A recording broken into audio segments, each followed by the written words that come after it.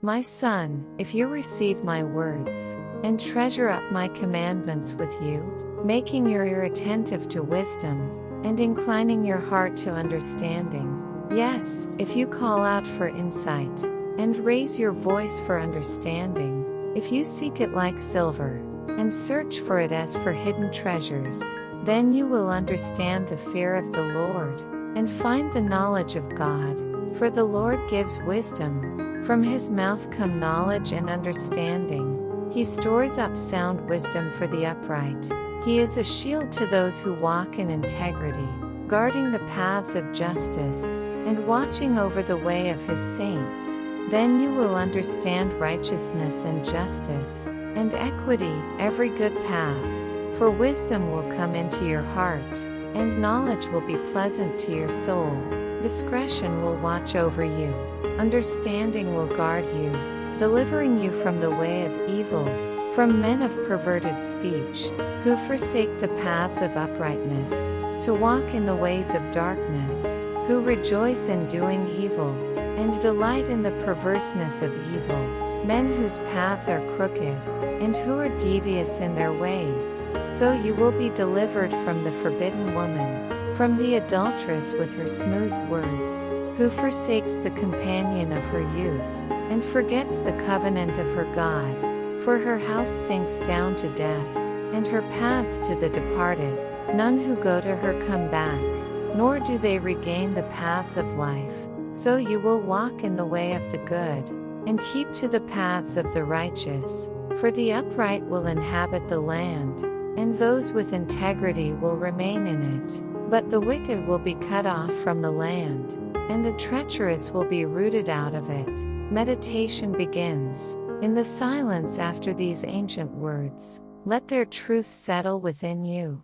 The book of Proverbs opens a door to wisdom that transcends time. Chapter 2 presents us with a beautiful invitation and a profound promise. Notice how it begins with if you receive my words. This wisdom isn't forced upon us. It's offered as a gift, waiting to be unwrapped. But the if comes with conditions, a posture of receptivity and active pursuit. If you seek it like silver, and search for it as for hidden treasures. Consider for a moment how people search for treasure. They study maps, they invest resources, they dig with persistence. Even when the work becomes difficult, they don't give up at the first obstacle, but press on, believing in what they'll find. Is this how we pursue God's wisdom? With this level of determination and focus? The text tells us that wisdom isn't something we manufacture through our own intelligence. Verse 6 reminds us of its divine source. For the Lord gives wisdom. From his mouth come knowledge and understanding. This wisdom flows from the heart of God himself, a gift he delights in sharing with his children. And what a gift it is, providing protection, direction, and discernment. He is a shield to those who walk in integrity, guarding the paths of justice. In our world of endless information, we often confuse knowledge with wisdom. But wisdom is not just knowing facts. It's the art of living well. It's making choices aligned with God's heart, seeing life through his perspective. The second half of the chapter warns us about paths that lead away from this wisdom, the way of evil and men of perverted speech, who rejoice in doing evil.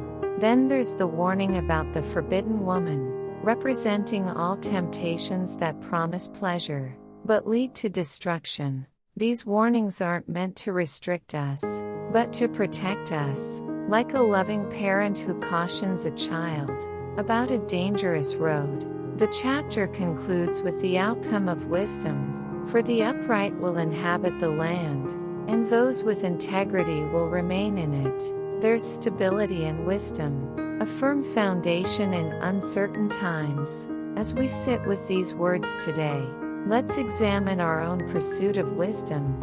Are we passive recipients, hoping wisdom will somehow find its way to us?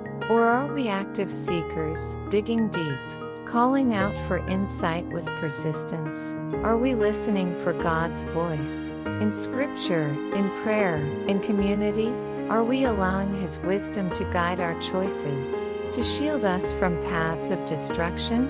In a culture that often glorifies foolishness and celebrates moral compromise, Proverbs 2 calls us to a different way, a way of integrity, justice, and understanding. Let's take a moment of silence now. Reflect on one area where you need God's wisdom. Perhaps it's a decision you're facing, a relationship that needs healing, or simply understanding your purpose. In this particular season of life, pause for 10 seconds. Now, in your heart, call out for that wisdom. Ask God to make you receptive to His guidance. Commit to seeking His wisdom with the diligence of someone searching for hidden treasure. Trust that as you do, understanding will come. Not all at once, perhaps, but gradually, like the dawning of a new day. For wisdom is more precious than silver, more valuable than gold. It's the foundation of a life well lived, a journey walked in step with God. Let's carry these ancient words with us as we return to our daily lives, allowing God's wisdom to illuminate our path and transform our hearts. Thank you for taking this time to meditate on the profound wisdom of Proverbs 2. If you found this meaningful, please subscribe and share with others who might need this encouragement in their spiritual journey. May God's wisdom guide your steps today and always.